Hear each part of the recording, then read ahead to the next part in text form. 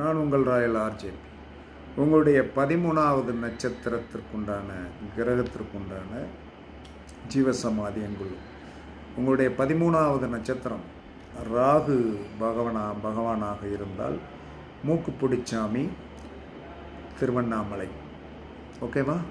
அங்கே போயிட்டு வாங்க.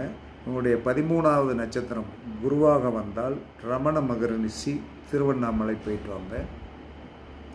உங்களுடைய 13வது நட்சத்திரம் சனியோடைய நட்சத்திரமாக வந்தால் பூண்டி மகான் கலசரபாக்கத்தில் இருக்குது, அந்த ஜீவசமாதியை வழிபாடு பண்ணிட்டு வாங்க.